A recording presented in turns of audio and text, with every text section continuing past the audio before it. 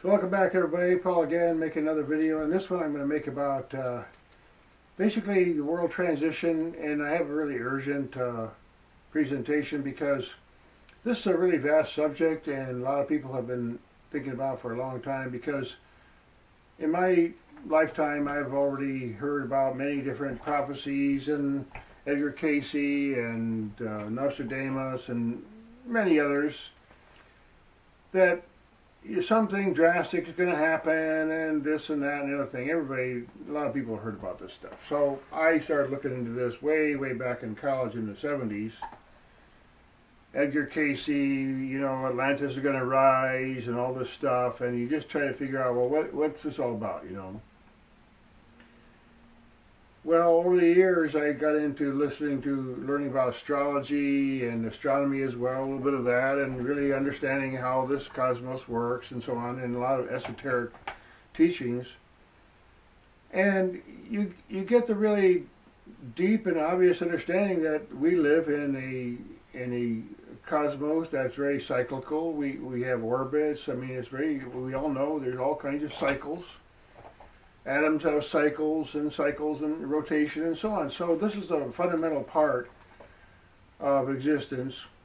And we're a bunch of little fleas riding on the back of a big dog, basically flying through space on this little planet. And a lot of people don't realize that if you're around the equator at some point, that piece of land right on the edge of the equator is going through space about 1,000 miles an hour.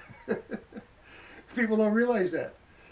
So let's say it's almost like my birthday. So let's say, for example, a year ago, the sun, not only did it, like, the sun moved and the earth moved so many times, it rotated, and now here it is a year later, and all of us are physically in a completely different cosmic space out there. But that's not something we think about very often. Now, the ancient sages that have taught us and everything and passed down a whole lot of information through geometry and structures and all kinds of oral teachings and everything, just so much information is like, this is cyclical. Life is cyclical, and it's like a spiral, okay? So, you go around, and then the next time around there's something else, okay? You're in a different space, and it kind of like maybe a spiral gets wider and wider, or maybe it's going the other way. It gets smaller and smaller into a vortex, and our Earth rotates and spins, and we're all moving through this galaxy. It says, like, supposedly it takes 250 million years to go all the way around the galaxy. Whew, that's a damn long time. And when we look at ancient cultures, you see around the world, so many of them just like they watched the stars for long periods of times. They named all the stars they could see. They knew the planets. And some of the legends go back like very long time. Some of the archives in the Hindu area in India go back thousands of years, and they describe the position of the astronomical position. And we just, well, that had to be a long time ago, because we know that there's cycles, and one of those cycles is what's called precession. Now, there's a lot of people out there talking about precession, but basically, besides our planet rotating like this in a big thing, it's sort of like our north physical pole, which is like that globe back there, okay, is about at a 23 degrees angle, 23 and a half from the sun. And the current situation of the Earth in its motion is that it has a slight wobble. It goes like this, like a spinning top. And it's just very subtle. But accurate constructions from the past in Egypt, and they decided and they realized, well, this is moving back. The Earth is rotating, and it's also kind of like spinning and like a top. It's kind of like going back. So it's a very complex motion, and the ancients tracked that, and one of the reasons that they did was because we found out through a lot of thousands of years of observation that this solar system and the planets going with it go through different areas of space and have different kinds of influences and different kinds of light frequencies and so on. Now, we all know that light, for example, and there's many different kinds of light. There's light that we can't even see, but light has a powerful influence. For example, every time the spin comes along, the Earth gets to a certain point, and the angle gets a certain way, and the light comes in a certain way, and boom, you got green things growing all over the place. You can't stop them. There are light frequencies and other kinds of energy that come into this solar system that are basically unstoppable. We have no control of them. We are like those little plants, and when a new frequency comes in, it can change our DNA, it can change our whole system and just magnetize us in a totally different way and magnetize the Earth in a totally different way. And if you think about the sun as having a certain frequency, well, let's say the sun, I don't know what the correct, the exact, light frequency of the sun, but it has a whole different range of frequencies. But let's say you pick out a certain middle of the road, middle kind of spectrum of the sun, and we get adjusted to it, and life is the way it is right now. But how long do we live? We live so even our history, our science goes back a few hundred years. We've been observing just a few hundred years, maybe 500 years of science at the most, Renaissance time or whatever. We go back that far. And what the ancients said in Egypt and many other places, the Hindu area, they said that the Earth encounters at different times the solar system all kinds of debris from outer space that comes through this system, and we interact with the star Sirius, and there's a whole lot of other things going on. Our North Pole, right now, we look at the Big Dipper and we go, oh, there's the North Star, but a long, long time ago, the North Star was over there. It was a different place. But we don't understand that in our daily life because it's just not a time cycle that we can comprehend. So, in my research over the years, I've investigated this whole thing, Planet X, and all different kinds of things that have happened on the Earth, and you figure, okay, well, are we in for the big one or whatever? The cosmic dissolution or the end of the age or the whatever. There's a lot of different concepts about it. Now, we know in history, we look at the devastation of some of the big, huge civilizations. They just huge buildings just like thrashed down, like collapsed and burnt or whatever.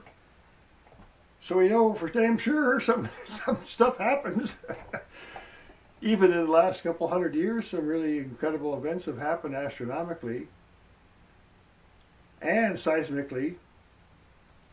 So what I'm trying to say, look, we live in a very, very volatile situation, and I've been kind of sounding an alarm. And basically, what I'm saying is like, hey, don't worry. Like tomorrow morning, that the asteroid's going to hit us and all that kind of stuff. I'm trying to say, look, prudence is important in how we live and where we live and all that sort of thing. So, when you have a complex system, you have a huge thing to maintain, and you got you got electronic locks on your doors and all these. The more complex your life, if something happens, like if the electricity were to go down, you got more problems because you multiply it by every little thing that's plugged into the wall. Now, I grew up in India, and when I was young, electricity. We had the lights, and that was about it. We saw some machines. They used electricity, the washing machine or whatever, pumps. But you really didn't, when I was young, we didn't really have like all these machines that so we weren't so dependent. Human beings have lived on this earth without electricity in the wall for thousands and thousands and thousands of years, just fine. Somehow they did it. Very easily, healthily.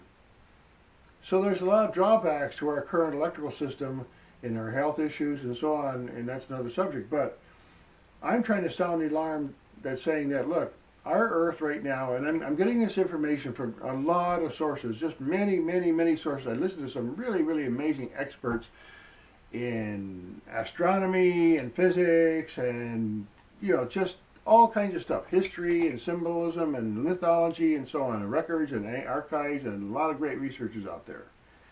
You come to the conclusion that, look, catastrophes, huge catastrophes have happened on this planet before. Absolutely. Whole civilizations gone, finished, being gone. Permanently, there's cities under the oceans.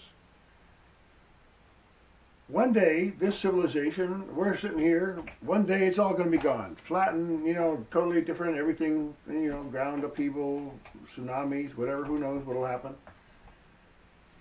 But the reason that a lot of these prophecies exist and predictions and so on was because a lot of the catastrophes that have happened on the earth have been related to celestial activity and motion and so on, because it's somewhat predictable.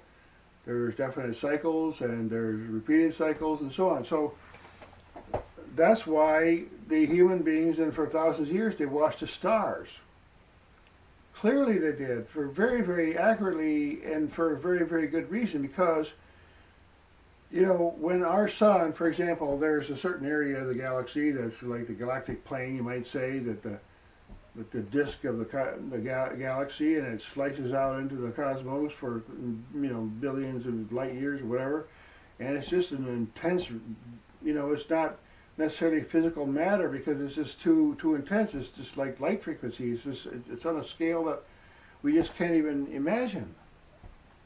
Slicing through the whole galaxy for billions and billions of years is just, wherever it goes, it's irresistible. So if our sun, whole solar system, is transiting through a certain area of the galaxy, and there's other kinds of influences such as other bodies out there that maybe are not even visible to us. They could be far away and still have a powerful influence on us that we don't know about. And if our Earth, which has a wobble, our Earth has definitely a wobble, and they keep track of it. It's very subtle, but it can make a difference in our weather and the way the ocean circles. You can imagine that the ocean's circling around, okay, and you got a wobbling Earth like this. If it just wobbles a little bit, just a little bit extra, it has a tremendous influence on the rest of the ocean currents and so on. So, in certain kinds of systems, physical systems, dynamic systems where there's a lot of motion and where it doesn't necessarily take a lot of push into one direction to start something like, all of a sudden you have, like in the ocean, you have these rogue waves, just like out of the blue, like they're sailing along, and all of a sudden like 100-foot wave comes out of the blue, boom! And the same thing can happen in electromagnetic systems and that we're in.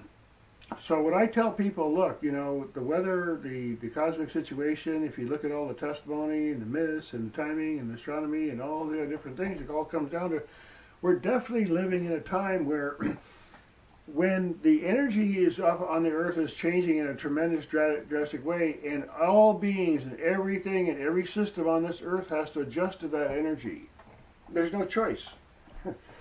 It's like what the sun does, we're along for the ride there. We can't say, hey son, let's stop that. It's just like, whatever, please don't get too intense, So probably a lot of religious feelings came from that feeling of like, oh my God, the whole earth just took a jolt or something, and then the ocean sloshed around. Now, I heard, for example, that around the equator there's a bulge, okay? The oceans, the way the earth is spinning, it's very, very, very, very delicate balance, okay?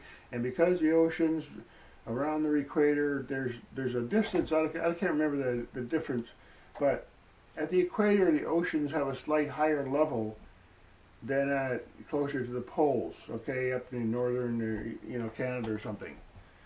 So they said that if the Earth stops rotation just a tiny, tiny little bit, all that energy and motion of the water at the equator would be start to slosh around the entire planet. Like, oh my God, you could have tsunamis, like, oh my God, all around the planet. And they can go miles inland, especially in a place like Florida. They can just cover the whole state in like a minute. It can happen, okay? So, now, we don't know if it'll happen, but in the preponderance of the evidence and everything, you start saying, well, look, maybe I shouldn't go live near the ocean, especially in the low-lying areas, okay? Especially in certain kinds of places, okay? A matter of prudence, okay?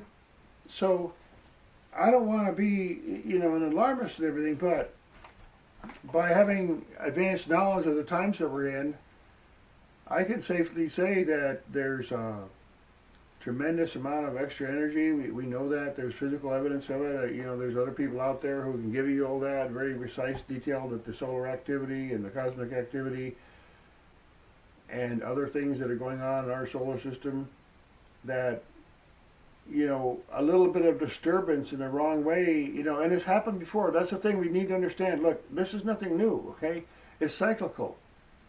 And all around the world, you can see evidence that something hit the ground, or they had some kind of solar flare or something, and devastation. It doesn't take long. So I'm not trying to say everybody build a bunker, run in there and hide and all that. I'm just saying, look, there's better places and worse places to live that are more likely, less likely. Then there's places where if a catastrophe happened, for example, if there was a problem, like right now where I live, I'm not experiencing very, very little of the effect of all this COVID thing. Because there's no riots around here, or people out in the country is healthy. You see?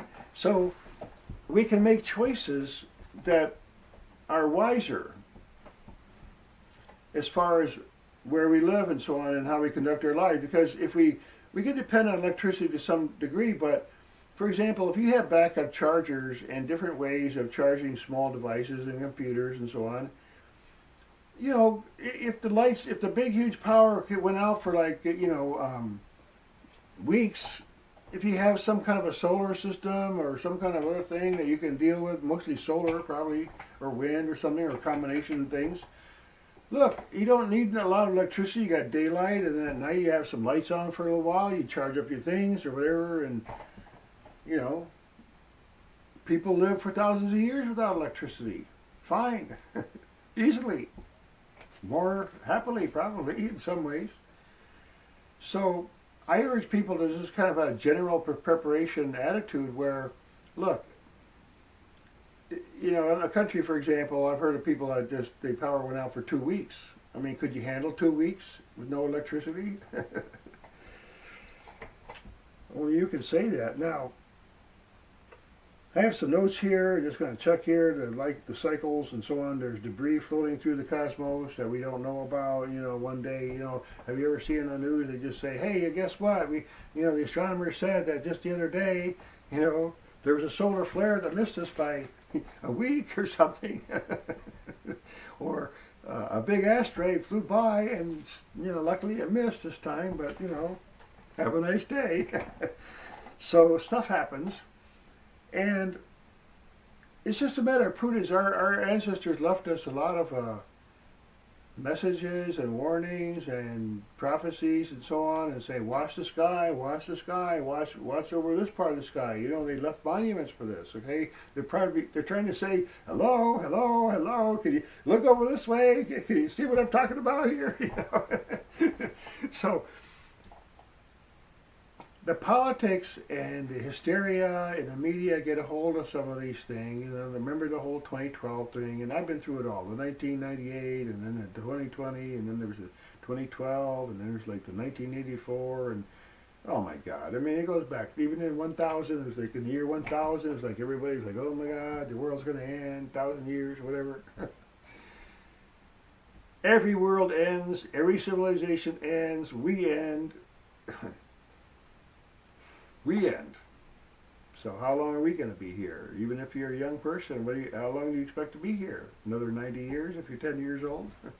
If you're 20, you got even less time. Everything ends. But what we hand down to our progeny, just like Egyptians and just like every other great civilization, they pass down, look, watch the sky, be prepared, live simply, make certain the right priorities in your life, and don't get so dependent on governments and technology and so on. And a lot of times, these ancient cultures live for hundreds and hundreds and hundreds of years just having the same kind of rice farms. We can't conceive of that. our generation, our country is very, very young, maybe 300 years old. If you go, okay, let's go all the way back to the 1620s when supposedly, okay, all the white men came over, whatever, the whole story. But anyway, let's say we go back to, 400 years ago. That's not long. That's nothing.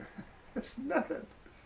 Every 300 years, there's a tsunami that goes to the northwest coast of this country.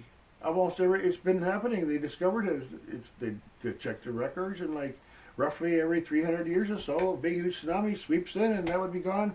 Goodbye, Portland. Goodbye.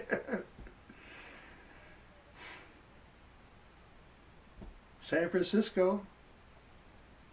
So I can't tell people where to live, but I'll tell you what, it's advisable to live inland and away from traffic.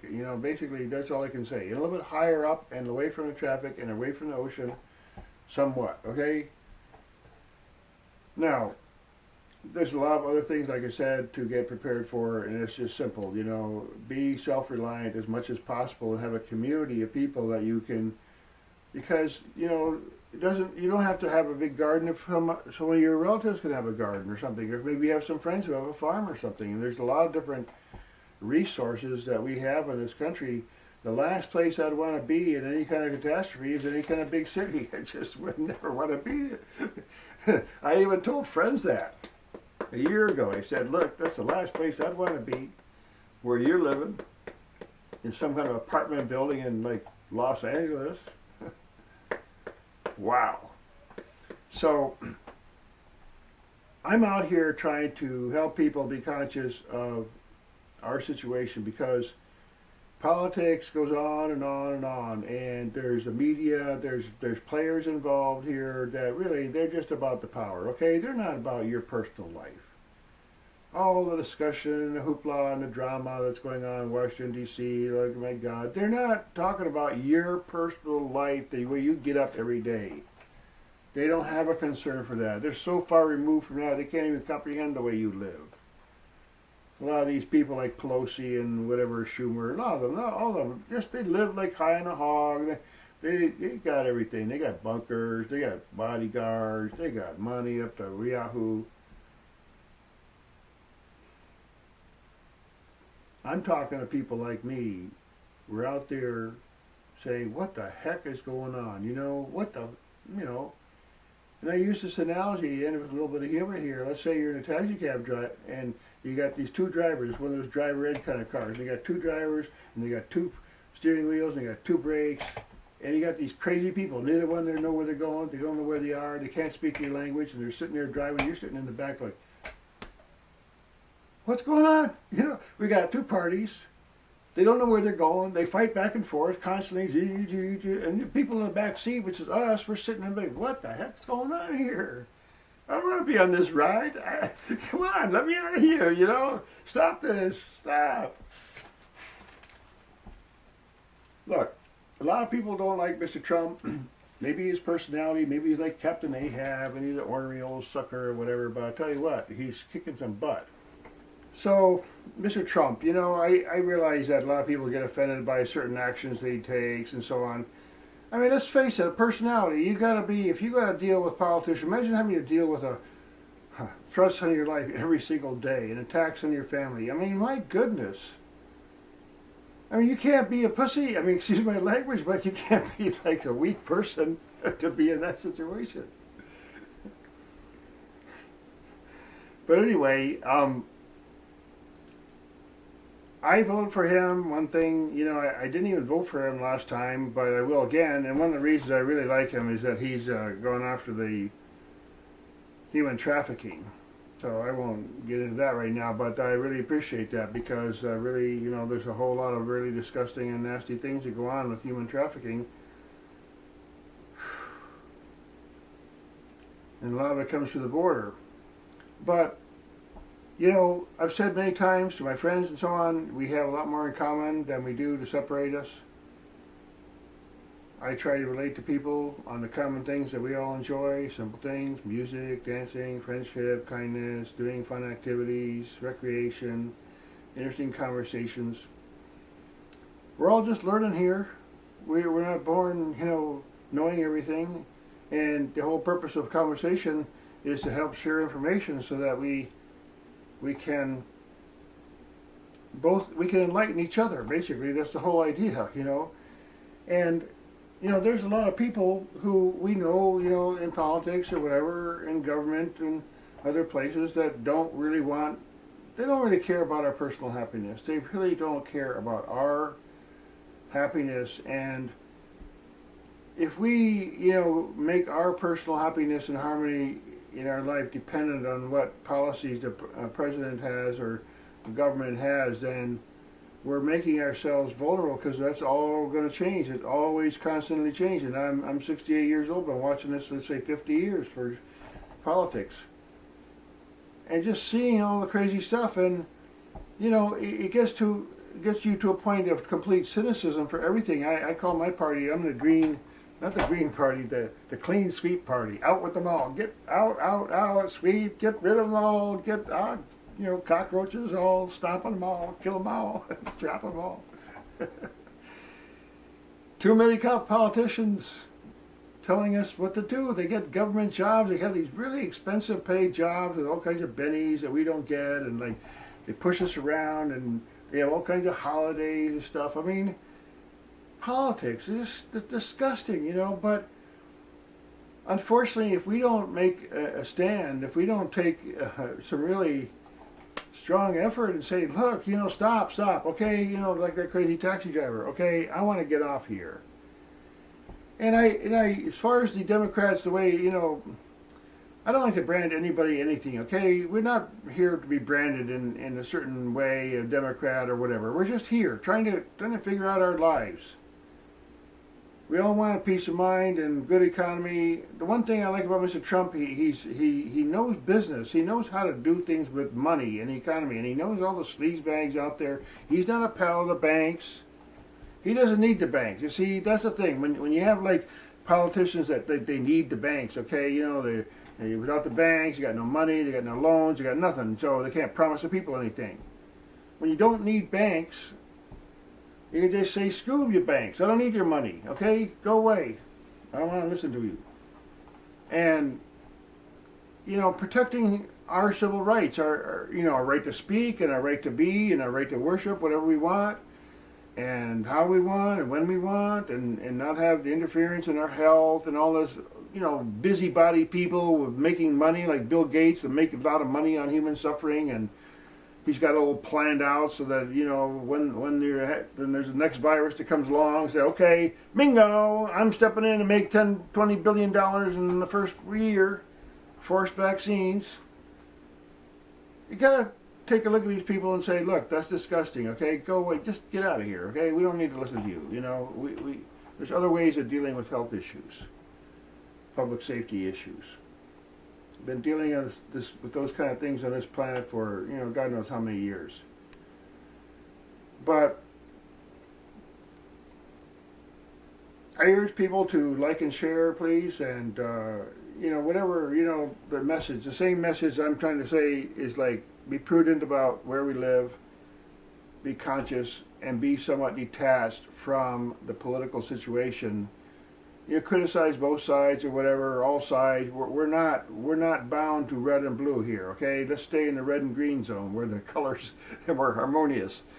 And we all have collectively so much intelligence and ability to understand. And the most important thing we need to understand is how to resolve things. How can resolve? If there's never any resolution, no negotiation, no common balance, and you have these political parties, they're fighting over back and forth like a tug of war, they're destroying each other, and that kind of behavior, we can't have that kind of behavior. Us, if they want to be crazy and be all kinds of stupid and politicize everything, and just they don't want to cure, they don't want to have a good economy, they don't want Trump to do anything good, they don't want anything, they don't like our history. We don't have to be like those kind of people. We have to unite, okay? And I'll leave it right there. Maybe kind of a long video this time.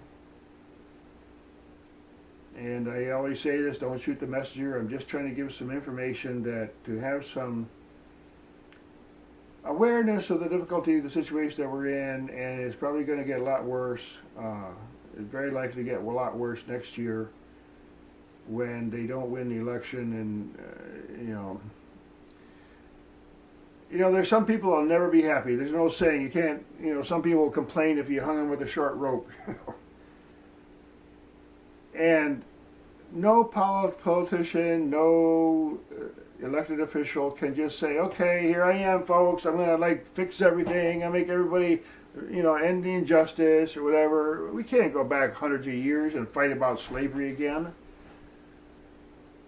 That's not a helpful thing. To have reparations. We're in the now. There's things we can do to make things more equitable, and one of them is just practice kindness in our life. We don't have to have a rule about it. How difficult is it to just be kind on a daily? If you hire some people that seem like me, okay, be kind wherever you go. Maybe if you have a business, maybe give some people a job or something. So anyway, thanks for watching, and hope to see you in the future videos.